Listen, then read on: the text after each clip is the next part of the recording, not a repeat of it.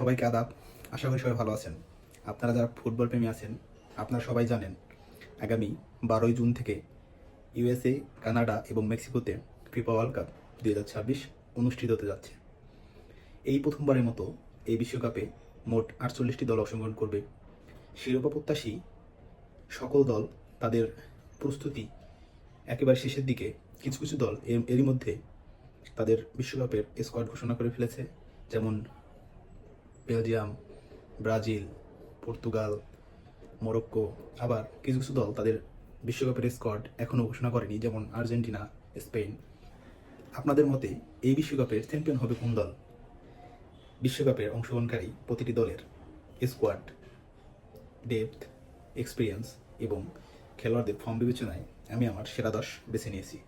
আপনিও আপনার সেরা 10 বেছে নিতে পারেন এবং কমেন্টে জানিয়ে দিতে পারেন। আমি আমার সেরা 10 নম্বর দল থেকে প্রথম দল সবার স্কোয়াডের শক্তিমত্তা, দুর্বলতা ও শুরু একাদশ কেমন হবে সেই বিষয়ে পরবর্তী ভিডিওগুলোতে আলোচনা করব। আসুন দেরি না করে জেনে নেই আমার সেরা 10-এ কোন কোন 10টি দল জায়গা করে নিয়েছেন।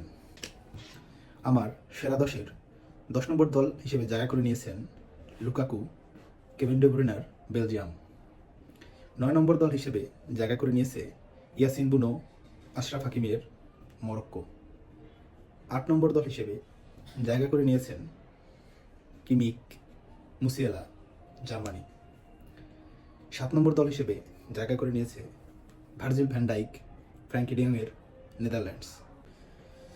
6 নম্বর দল হিসেবে জায়গা করে নিয়েছে নেইমারের, ব্রাজিল।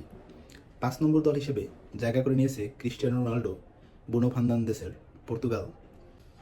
4 নম্বর দল হিসেবে জায়গা করে নিয়েছে হ্যারি কেইন, ওলি ওয়াটকিন্সের, ইংল্যান্ড। 3 নম্বর দল হিসেবে জায়গা করে নিয়েছে পেড্রি, নিকো উইলিয়ামসের, স্পেন।